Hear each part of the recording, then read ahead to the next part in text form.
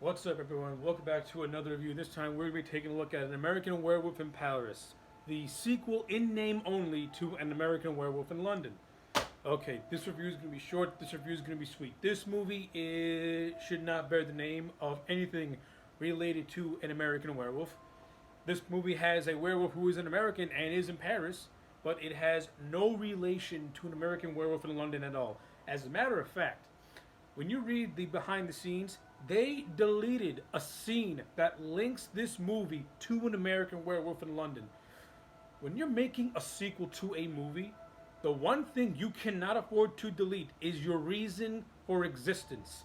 This movie deleted the link that binds it to An American Werewolf in London, which to me makes this movie have no reason to exist. It should have never been made in the first place because no one asked for a sequel to An American Werewolf in London. So yeah, as a sequel to an absolutely fantastic movie, it's already inferior. It has no link to the first movie. It has vague links to the first movie. This movie tries to pass off the character of Seraphine's mother as Alex Price, but of course it's vague in how it's brought up. It's vague and just in general as to what she's supposed to be. So yeah, no, thank you. That's this movie's biggest number one flaw. That's what hinders the rest of this movie is that it fails to link itself to the American Werewolf in London. Now, how is this movie on its own? It's subpar. It's mediocre. It's not offensively bad at all. It's a guilty pleasure. You can watch this movie and you can get excitement out of it. You can admire the cheesiness of it all. This movie's got very cheesy, dated late 90s special effects. The werewolves in this movie look absolutely horrible by today's standards. They look atrocious. Not only that, their designs in general look bad. Compared to how the werewolves looked in American Werewolf in London, take away the practical effects, which are outstanding in Werewolf in London. And when this movie does showcase practical looking werewolves, they look pretty good. But this movie is heavily reliant on CGI, which hinders it completely, gives it no imagination. Now, back to the point I'm trying to make. In Werewolf in London, the overall look of the wolves, what have you, looked satanic. They looked hellish. They look. It's a look that it's burned into your head. That when you see a werewolf, it's going to look like how it looks in American Werewolf in London. But when you see the wolves in this movie, they look god awful by comparison. They look cheap. They don't look like wolves. I don't know what they look like.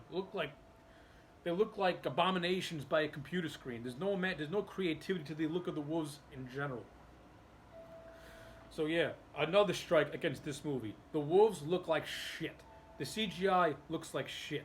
The story to this movie, again, the American Werewolf in London had a simple plot, and to this movie's credit, it has a relatively simple plot. These three friends, they're traveling all over Paris, doing a Daredevil tour.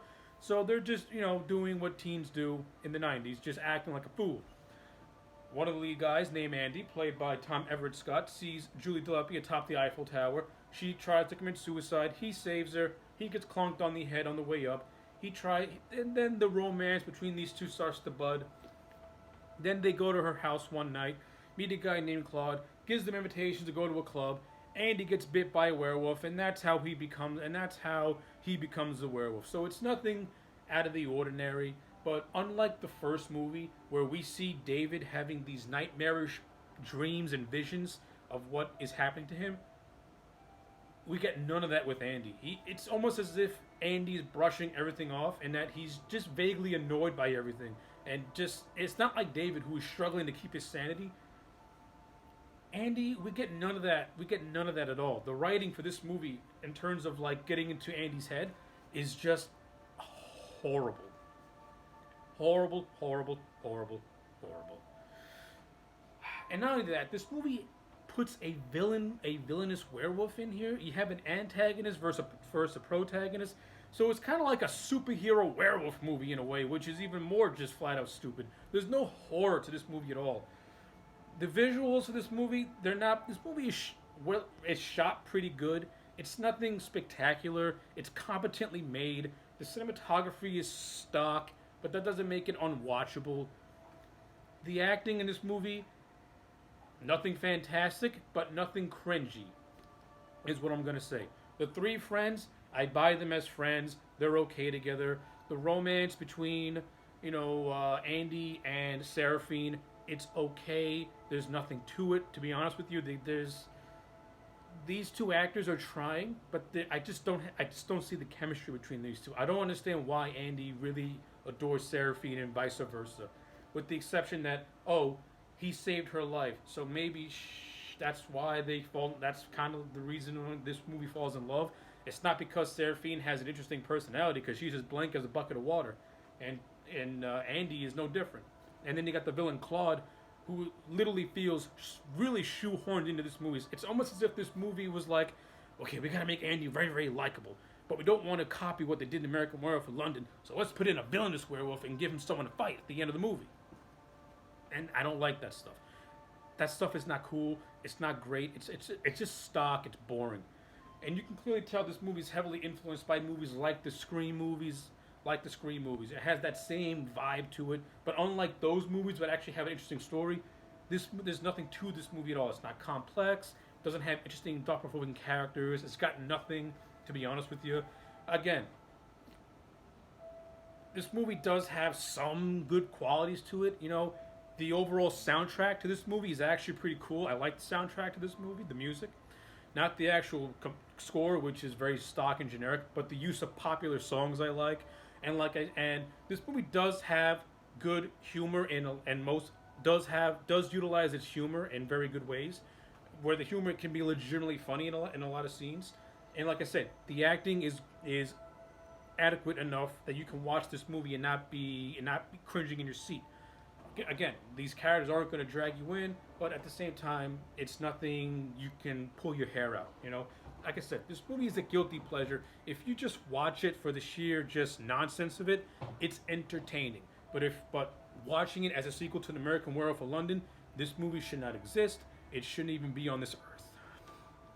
So yeah, my overall grade for this movie is going to be a solid...